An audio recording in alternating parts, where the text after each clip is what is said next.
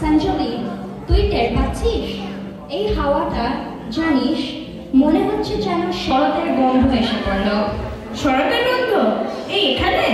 আরে এখানে তো নেই শিউলি ফুল, নেই ধুনোর গন্ধ। তুই আবার স্বপ্ন দেখছিস নাকি?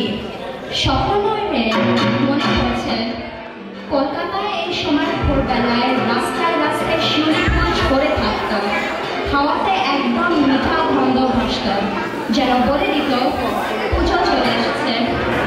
হ্যাঁ, মনে আছে আমরা যখন 2 বছর আগে পুজোর সময় কলকাতা গিয়েছিলাম, তখন ভোরবেলায় গিয়ে দেখলাম সাদা কমলা শিউলি ফুল মাটি জুড়ে পড়ে আছে।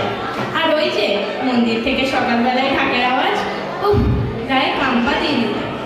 আর সন্ধ্যাবেলা আলোর ঝলকানি, লোকজনের ভিড়, রাস্তার ধারে ফুচকা, কাঠি রোল, জিলিপি, হাত ভরে খেতে খেতে রাত কেটে যেত। আর প্যান্ডেল হবে এক প্যান্ডেল থেকে আরেকটা, যখন পর্যন্ত রাত ঘনায় তখন পর্যন্ত বাড়ি ফিরবার নামই নেই।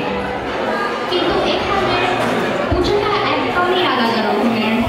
কমিউনিটি সেন্টারে মণ্ডপ, লোকজন একসাথে মিশে যায়, কথাবার্তা হয়, গান হয়, একটা মিষ্টি উৎসবের মতো। আর এখানে আবার আমেরিকান টাইম নেই, পুজো শুরু হয় ফ্রাইডে ইভিনিং, শেষ সানডে রাত, মানডে সকাল থেকেই আবার স্কুল। বিজয় মানে এখানে মনে হয় সবাই মিলে হাসা, কথা বলা, মিষ্টি খেয়ে সেলফি তোলা, আর পরের দিন ক্লাসে বই নিয়ে বসে যাওয়া। তবে জানিস কি, এখানের পুজোটাও আলাদা আনন্দের। চেনা মানুষ, নতুন মানুষ সবাই একসাথে মিশে যায়। আর বড় কথা হলো এখানে বাংলা কথাবার্তা বলার সুযোগ হয়। হ্যাঁ, আর যারা এখানে বড় হচ্ছে ওদের জন্য তো আরো বেশি গুরুত্বপূর্ণ। বাংলার সংস্কৃতির সাথে তাদের পরিচয় হয়ে যায়। আর একটা জিনিস খুব ভালো লাগে, এখানে পুজোর সময় অনেকেই পারফর্ম করে, ড্যান্স, গান, নাটক, ছোট থেকে বড় সবাই নিজেদের সৃষ্টি নিয়ে স্টেজে ওঠে। এখানে পুজো মানে শুধু প্রতিমা দর্শন নয়, একদম সামাজিক উৎসব। ঠিক বলেছিস। আমার মনে আছে আমার প্রথম পুজো এখানে যখন হলো, আমি একটা কবিতা বলেছিলাম। সেই দিন আমার মনে হয়েছিল যেন সবাই আমার নতুন পরিবার হয়ে গেছিল।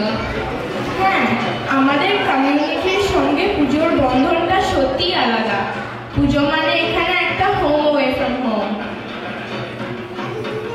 কিন্তু তুই কি কখনো ভাবিস যদি আমরা কলকাতাতে থাকতাম, তাহলে এখনই হয়তো স্কুল ছুটি পেয়ে সারা রাত বন্ধুদের সাথে প্যান্ডেল হপিং করতাম? ভাবি তো, রাস্তা ভরে আলোর ঝলকানি, রিক্সা চলা, মিষ্টির দোকানের সামনে ভিড়। কিন্তু এখন বুঝছি, যেখানেই থাকি না কেন পুজো আসলে মন দিয়ে উপভোগ করার উৎসব। দুর্গা ঠাকুর তো শুধু কলকাতাতে থাকেন না, তিনি তো সব জায়গাতে থাকেন। একদম ঠিক বলেছিস। দেশ বদলে যায়, ঠিকানা বদলে যায়, কিন্তু পুজোর গন্ধ, পুজোর আনন্দ কখনো বদলায় না। দুর্গা ঠাকুর থাকেন আমাদের হৃদয়ের মধ্যে, সেই কলকাতার আকাশের নিচেও, আবার এই বিদেশের আকাশের